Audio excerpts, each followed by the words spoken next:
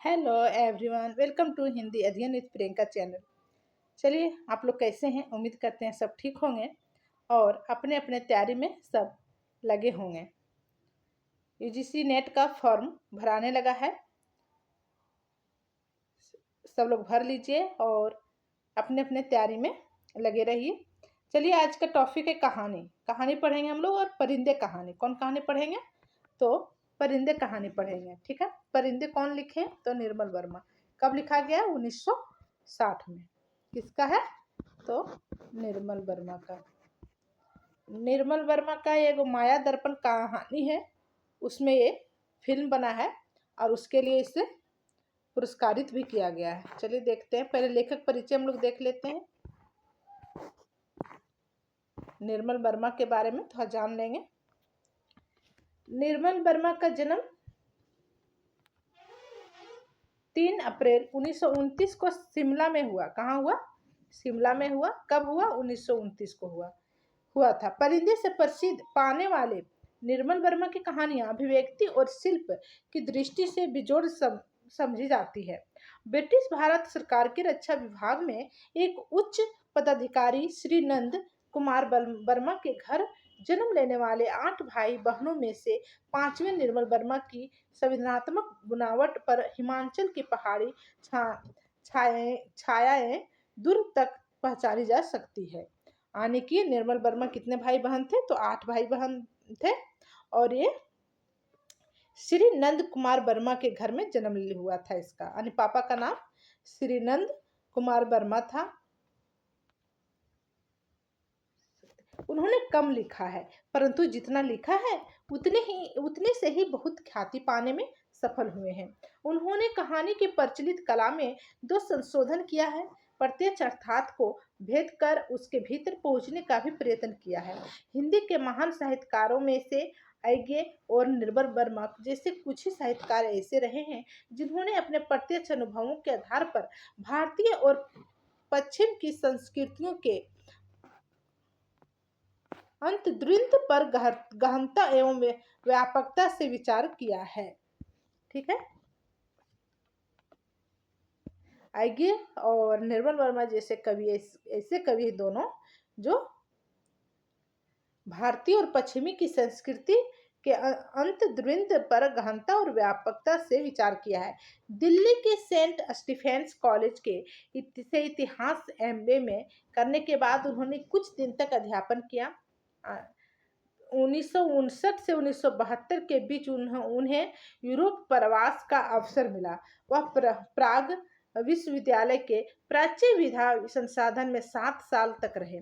उनकी कहानी देखिए, बोले ना माया दर्पण। माया दर्पण पर 1973 में फिल्म बनी जिसे सर्वश्रेष्ठ हिंदी फिल्म का पुरस्कार मिला।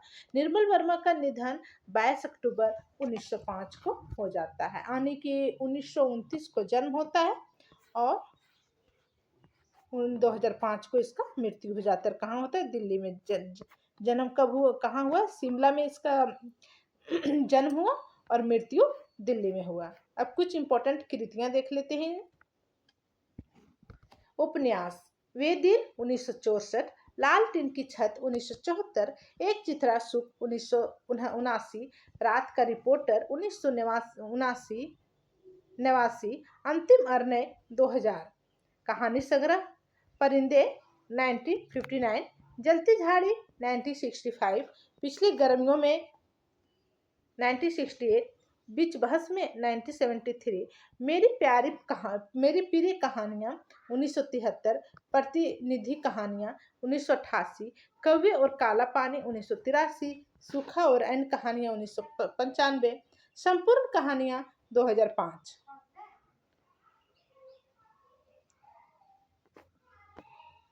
ठीक है।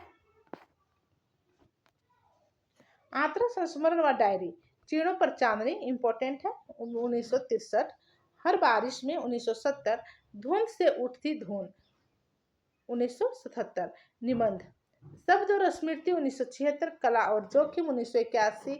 ये सब बार बार एग्जाम में पूछा जाता है। निबंध इसका जैसे है ना, शब्द और स्मृति 1976, कला और जोखिम 1981, ढलान से उतरते हुए 1985, भारत और यूरोप प्रतिश्रुति के क्षेत्र 1991, इतिहास स्मृति आकांक्षा 1991, शताब्दी से ढलते वर्षों में 1995, अंत और आरंभ 2001। ये किसका है? तो निर्मल वर्मा का है। ठीक है, किसका है? तो निर्मल वर्मा का है और इम्पोर्टेंट है। इसका निबंध जो है ना, सो कभी सीरियल करने दे देता है, कभी किसका है ये भी पूछ लेता है। ज्यादातर इसका सीरियल करने में ही दिया जाता है, एग्जाम में आता है। ठीक है, नाटक 3 एकांत, नाटक एक है इसका, 3 एकांत, ये उतना इम्पोर्टेंट नहीं है। संचयन दूसरी दुनिया 1978, परिवर्तित नया संस्मरण 2005, अनुवाद कुप्रे की कहानियां 1955, रोमियो जूलियट और अंधेरा 1962, झोपड़ी वाले 1976, 66, बाहर और परे 1967, बचपन 1970, RUR 1972। सम्मान और पुरस्कार, इसे सम्मान और पुरस्कार भी मिला है। अब किस पे मिला है वो जान लेते हैं, इम्पोर्टेंट है एग्जाम की दृष्टि से। 1999 में साहित्य में देश का सर्वोच्च सम्मान ज्ञानपीठ पुरस्कार दिया गया था। 2002 में भारत सरकार की ओर से साहित्य एवं शिक्षा के क्षेत्र में उसके योगदान के लिए पद्म भूषण दिया गया। ठीक है, निर्मल वर्मा की मूर्ति देवी पुरस्कार 1995 में मिला। साहित्य अकादमी पुरस्कार 1984 में। उत्तर प्रदेश हिंदी संस्थान पुरस्कार से सम्मानित किया जा चुका है, यानी उत्तर प्रदेश हिंदी संस्थान पुरस्कार से भी सम्मानित किया गया है। ठीक है, अब हम लोग इस कहानी का मुख्य बिंदु देख लेंगे, क्योंकि कहानी बहुत लंबा है, इसलिए हम उसका मुख्य बिंदु ही लेकर आई हूँ आज। कहानी फिर कभी खाली टाइम में पढ़ाऊंगी, क्योंकि 60-70 पेज का कहानी है। चलिए इम्पोर्टेंट लाइन देख लेते हैं, इम्पोर्टेंट बिंदु देख लेते हैं। कहता है कि किस नंबर के कमरे से लड़कियों की बातचीत और हंसी ठहाकों का स्वर आ रहा था। क्या क्वेश्चन है, यानी क्या कथन है ये कि किस नंबर के कमरे से लड़कियों की बातचीत और हंसी ठहाकों का स्वर आ रहा था। तो किस नंबर से? तो 7 नंबर कमरे से। ठीक है, दरवाजा किसने खटखटाया? इम्पोर्टेंट है, दरवाजा किसने खटखटाया? तो लतिका ने खटखटाया। तेल के लिए करीमुद्दीन से क्यों नहीं कहा गया? ठीक है, इम्पोर्टेंट कथन, तेल के लिए करीमुद्दीन से क्यों नहीं कहा? करीमुद्दीन हॉस्टल के का नौकर है।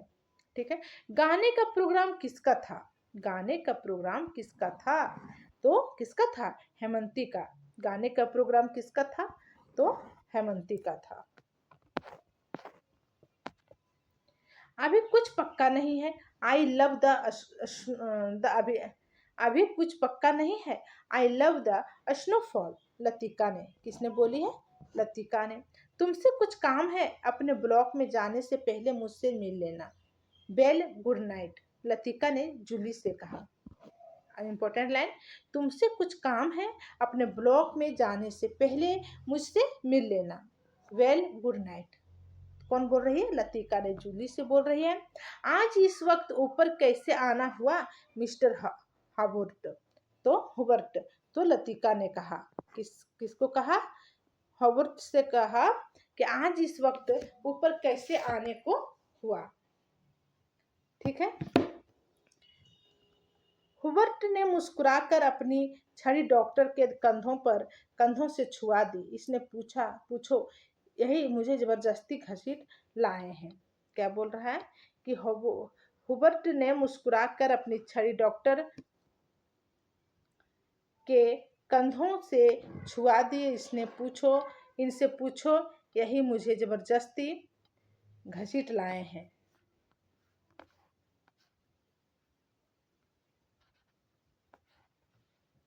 ठीक है,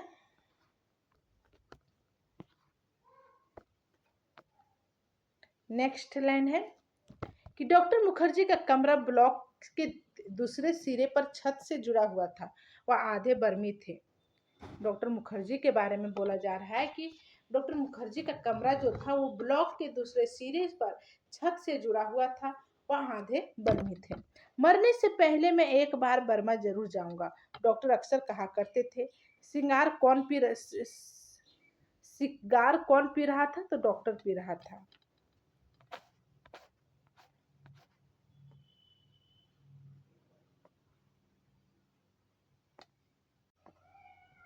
चलिए नेक्स्ट लाइन है, इम्पोर्टेंट है कि ना मैं कुछ भी नहीं सुन रही किंतु वह सुन रही है।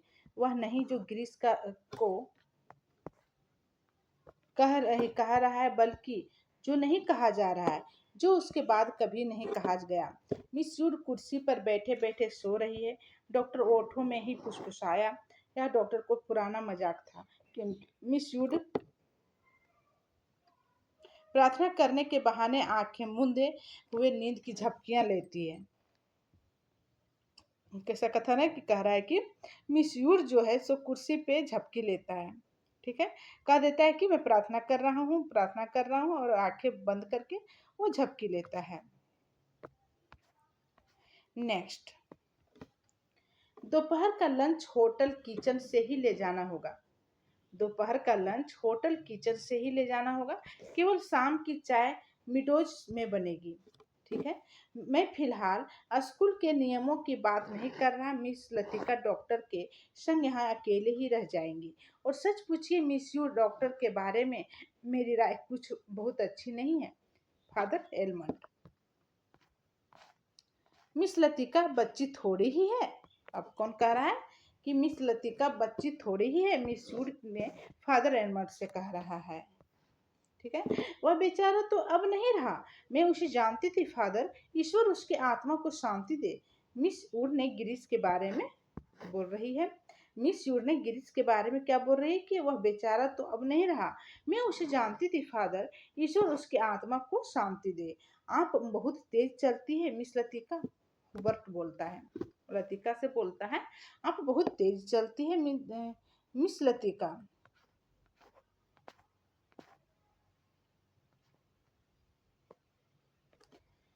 मिस्टर हुबर्ट, कल आप दिल्ली जा रहे हैं? लतिका पूछ रही है मिस्टर हुबर्ट से। डॉक्टर मुखर्जी, आप तो सारा जंगल जला देंगे। मिस यूर ने अपनी ऊंची एड़ी के सैंडल में चलती हुई दिरसलाई को दबा डाला। लड़ाई के दिनों में बहु अपने शहर रंगून को जलते हुए देखा था। मेरी मेरी वाट डू यू वांट? तो दूसरे स्टैंडर्ड में पढ़ने वाली मेरी ने अपनी चंचल चप्पल आंखें ऊपर उठाई। लतिका ने अपनी जैकेट के जेब से एक नीला लिफाफा निकालकर जूली की गोद में फेंक दिया। अब इम्पोर्टेंट है कि लतिका ने अपनी जैकेट के जेब से क्या निकालती है। तो सबसे पहले एक क्वेश्चन ये भी हो सकता है कि क्या निकालती है? तो नीला लिफाफा निकालती है। और निकाल के किसे फेंकती है? तो जूली की गोद में फेंकती है। लतिका ने नीला लिफाफा निकाल के जूली की गोद में फेंकती है। थैंक यू मैडम, मेरे भाई का पत्र है और झांसी में रहते हैं। जूली ने बोलता है कि थैंक यू मैडम, मेरे भाई का पत्र है, वह झांसी में रहते हैं। जूली का चेहरा सफेद पड़ गया। लिफाफे पर हुमायूं रेजिमेंटल सेंटर की मुहर उसकी ओर घूम रही थी। ठीक है,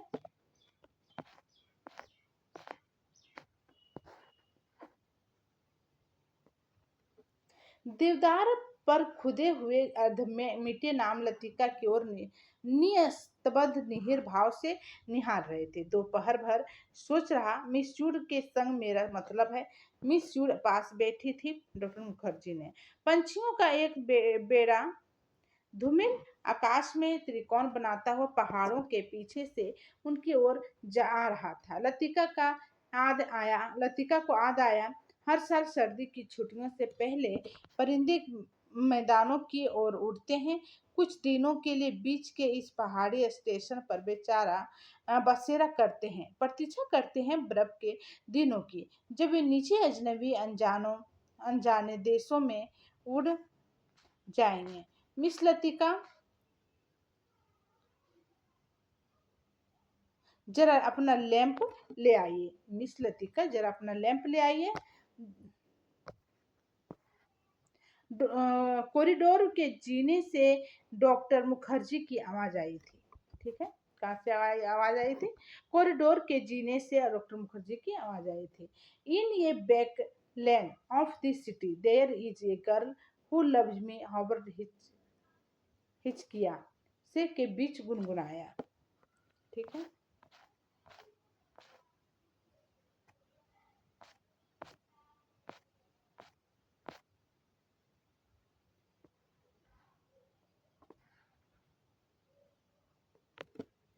इससे हम सबकी अपनी अपनी जिद होती है, कोई छोड़ देता, कोई आखिर तक उससे चिपका रहता।